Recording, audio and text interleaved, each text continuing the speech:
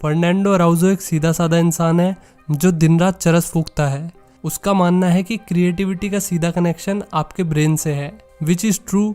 और brain relax रहेगा तो आपकी क्रिएटिविटी नेक्स्ट लेवल पे पहुंच जाएगी। तो ये एक क्रिएटिव पेंटर है, एक जूडो इंस्ट्रक्टर है और एक साइकियाट्रिस्ट भी है। नहीं, साइकियाट्रिस्ट नहीं है। मैंने बिना फंबल करे साइकियाट तो ब्रेन को रिलैक्स रखने के बावजूद भी इसे ऐसा लगता है कि लाइफ में अभी भी कुछ मिसिंग है। एक रात सड़क पे गेड़ियां मारते हुए वो सिगरेट पीने लगा। तभी एक कार उसकी सिगरेट जलने से पहले ही उसे बुझा के चली गई। फ्रस्ट्रेशन में उसने सिगरेट फेंक दी, जो बारिश के पानी में तैरते हुए सीवर में चली गई, वो भी ठीक बैंक के सामने।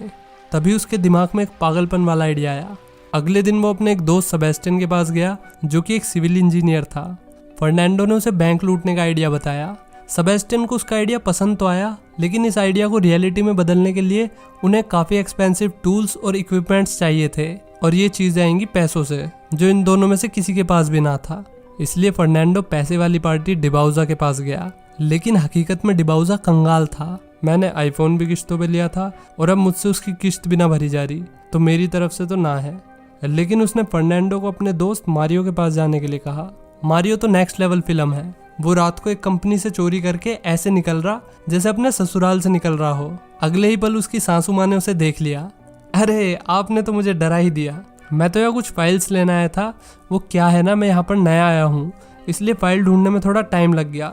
बस फिर क्या, लड़की ने उस पर डाउट नहीं किया और वो निकल गया। ऐसे लोगों को ठस्सा देने के लिए उसने बाकायदा एक्टिंग की क्लासेस भी ले रखी थी। मारियो की लाइफ की एक ही प्रॉब्लम थी, उसकी बेटी।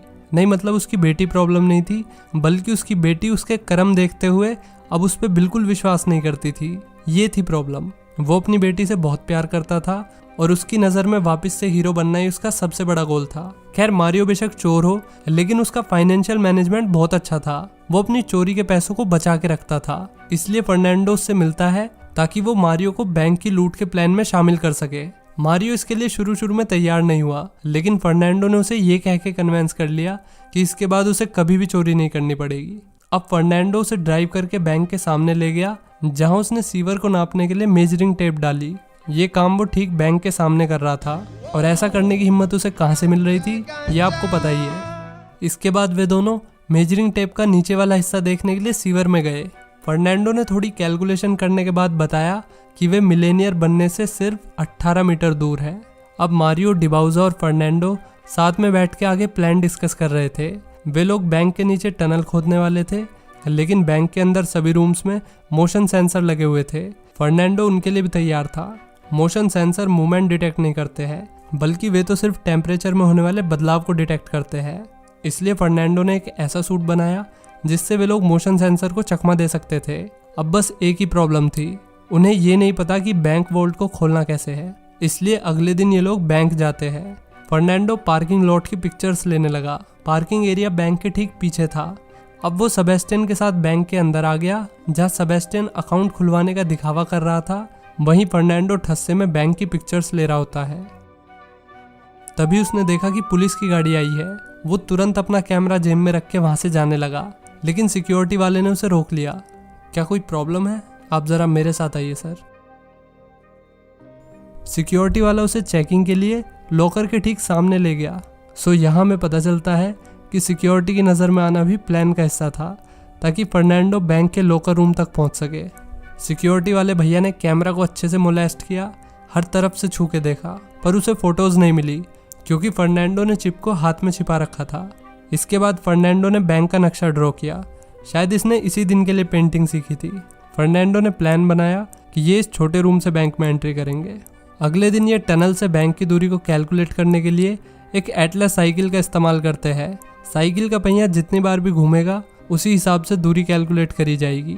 ये लोग इतना दिमाग पढ़ाई में लगा लेते तो CGL ना सही MTS तो निकाल ही लेते। अगले दिन फर्नांडो मैथ के सर की तरह मारियो को समझा रहा है कि हमें किस एंगल से खुदाई करनी चाहिए जिससे हम बैंक तक पहुंच सके। आज फाइनली मारियो को पता चल गया कि असल जिंदगी में मैथ का इस्तेमाल कैसे किया जाता है, ऑब्वियसली बैंक लूट के। फिर रात में फर्नांडो और बाकी लोगों ने सीवर में खुदाई शुरू कर दी। इसके बाद इन्होंने एल्बर्टो नाम के बंदे को हायर किया जो भागते टाइम इनके लिए गाड़ी तैयार रखेगा। अगले दिन मारियो एक वैन चुराता है। चोरी के बाद ये लोग भागने में इसी वैन का इस्तेमाल करने वाले थे। यहाँ ये एल्बर्टो और उसकी वाइफ का इंतजार कर रहे होते हैं, तभी एक पुलिस कार यहाँ पर आ गई। ये गाड़ी यहाँ पर क्यों खड़ी कर रखी है? सर अभी तक गाड़ी को लिटाने का फीचर नहीं आया ना, इसलिए खड़ी कर रखी है। तभी एल्बर्टो और उसकी वाइफ आ जाती है। उन्होंने सिचुएशन संभालते हुए कहा कि ये लोग हमारा इंतजार कर रहे थे। इस लेडी को देखकर पुलिस का सारा शक दूर हो गया। ये मारियो कुछ टीनू आनंद जैसे नहीं लग रहे? कमेंट करके बताना कि मुझे ही लग रहे हैं या आपको भी। रात में इनकी खुदाई भी जारी थी। ये वर्ड बड़ा सोच समझ के बोलना पड़ता है कि कहीं कुछ ऊपर नीचे ना हो जाए। खैर खुदाई करते हुए एक एक्सीडेंट हो गया जिसमें इनकी ड्रिल टूट गई। फर्नांडो ने कहा टेंशन नोट, अपना भाई सुपर मारियो बहुत पैसे वाला है। ये सुनकर मारियो का दिमाग घूम गया क्योंकि वो पहले इस प्रोजेक्ट में बहुत पैसे लगा चुका था। उसी रात फर्नांडो अपनी बंदी के साथ सस्ते नशे कर रहा था। इन तारों को देख रही हो बेबी? ये तारे उन तारों से बिल्कुल अलग है जिन पे हम कपड़े सुखाते हैं। वैसे ये तारे आसमान में दिखते तो है पर होते नहीं हैं। ये सुनते ही फर्नांडो की दिमाग की बत्ती जली। वो सीधा मारियो के पास गया और फर्नांडो ने उसे उसका मास्टर प्लान समझाया। बैंक दिन या रात दोनों टाइम में सिक्योर रहता है। अगर कोई मेन गेट से चोरी करने के लिए घुसे तो उसको पकड़ने के लिए भी अच्छे इंतजाम है, और अगर कोई टनल खोद के घुसने की कोशिश करे तो उसे रोकने के लिए भी बैंक ने काफ़ी सारे डिवाइसेस लगा रखे हैं। लेकिन अगर कोई एक साथ ये दोनों काम करे तो उस वक्त बैंक कुछ नहीं कर पाएगा। इन शॉर्ट, ये लोग दिन दहाड़े मेन गेट से घुसेंगे ताकि पुलिस को लगे कि ये कोई नॉर्मल चोरी है और वे इन्हें ईजिली पकड़ सकते हैं। लेकिन ये घुसेंगे तो मेन गेट से, लेकिन बाहर निकलेंगे टनल से, जो कि पुलिस ने कभी सोची ना होगी। मारियो भी लाइक मस्त प्लान। बैंक रॉबरी वाले दिन ये सब अपनी उंगलियों पे ग्लू लगा लेते हैं ताकि फिंगरप्रिंट छुपाए जा सके। सेबेस्टियन अपना काम करने के लिए सीवर से होते हुए जाता है, जबकि फर्नांडो और बाकी लोग भेस बदल के बैंक में घुसते हैं। मास्क पहनने के बाद मारियो और डिबाउजा फर्स्ट फ्लोर को संभालते हैं और फर्नांडो और एल्बर्टो ग्राउंड फ्लोर को। सिक्योरिटी गार्ड ने इन्हें सीसीटीवी पे देखते ही पुलिस को बुला लिया। अब मारियो कैशियर को बैग में पैसा भरने के लिए बोलता है, जबकि एल्बर्टो पार्किंग में जाके वहां का गेट बंद कर देता है। पुलिस बैंक के बाहर आ चुकी थी, इसलिए फर्नांडो ने एक बंदे को गन पॉइंट पे ले लिया और पुलिस को धमकाया कि अगर उन्होंने अंदर घुसने की कोशिश की तो बैंक में लाशें बिछा दी जाएगी। इसी के साथ फर्नांडो ने अपने साथियों को बताया कि चोरी का फेज 1 कंप्लीट हो चुका है। ये सुनते ही मारियो ने सिक्योरिटी वाले को बाहर आने के लिए कहा। सिक्योरिटी गार्ड पहले तो बाहर को न चले, लेकिन मारियो ने उसे धमकाया और फाइनली वो बाहर आ गया। उसने सिक्योरिटी गार्ड की बंदूक ले ली और उसे बाहर भेजने से पहले एक फ़ोन दिया कि पुलिस अगर उससे कांटेक्ट करना चाहे तो इस फ़ोन से कर सकती है। इसके बाद इन्होंने सारे सीसीटीवी कैमरा बंद कर दिए। फिर फर्नांडो एक छोटे से रूम में जाके वहाँ पे लगा कैबिनेट हटाता है। दूसरी तरफ से सेबेस्टियन दीवार तोड़कर अंदर घुस गया। इसके बाद ये दोनों गाड़ी में से एक मशीन लाते हैं और फिर वोल्ट में आकर उस मशीन को असेंबल करने लगते हैं। फिर हमें फ्लैशबैक में दिखाया जाता है कि सेबेस्टियन ने एक कैनन पावर मशीन बना ली थी जो मात्र 7 सेकंड में लॉकर को तोड़ सकती थी। इसके बाद सबने अपनी घड़ी में टाइमर सेट कर लिया और सेबेस्टियन और फर्नांडो लॉकर्स को तोड़ने में लग गए। यहाँ टोटल 400 लॉकर थे, इसलिए इन्हें सारे लॉकर्स को तोड़ने में टाइम लगने वाला था। इधर पुलिस को सिक्योरिटी गार्ड की मदद से अंदर की सिचुएशन के बारे में पता चलता है। दूसरी तरफ फर्नांडो और सेबेस्टियन लॉकर्स को तोड़ने में लगे हुए थे। अचानक मारियो को छत पे पुलिस के चढ़ने की आवाज़ आई। उसने तुरंत पुलिस वाले को कॉल करके धमकाया। यहाँ फ्लैशबैक में हमें पता चलता है कि फर्नांडो ने इस सिचुएशन के लिए भी तैयारी कर रखी थी। उसने मारियो को आर्ट ऑफ नेगोशिएशन बुक पढ़वाई ताकि वो पुलिस के साथ अच्छे से नेगोशिएट कर सके।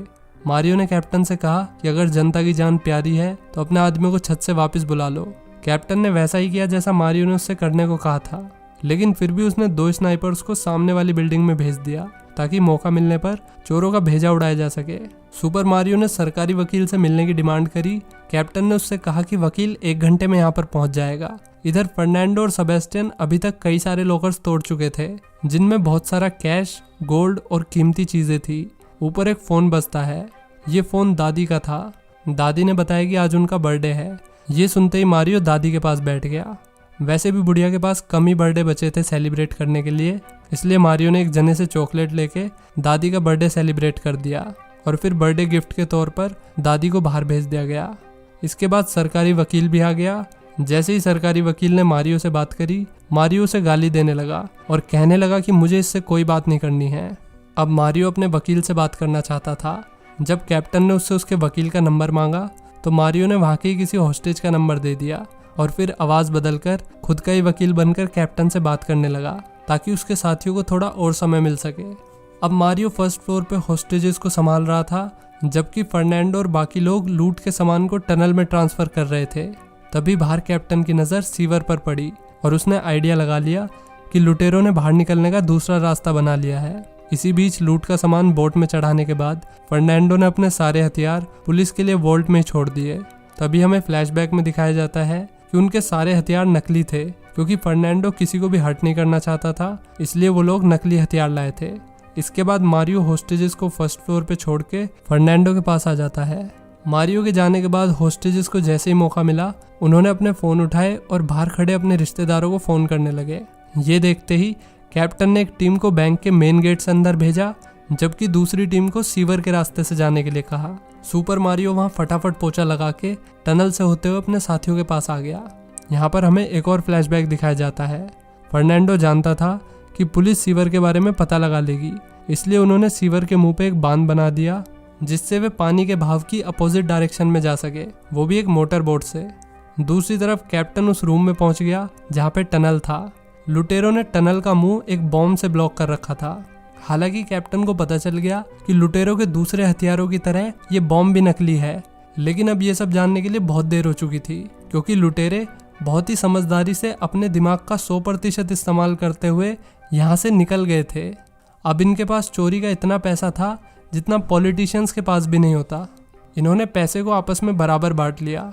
अब कुछ महीने बीत चुके थे, सभी लोग अपने सपनों की जिंदगी जी रहे थे। हालांकि एक दिन एल्बर्टो की वाइफ ने उसे चीट करते हुए पकड़ लिया। वो उस पर इतना भड़की हुई थी कि उसके खिलाफ पुलिस में रिपोर्ट करने चली गई।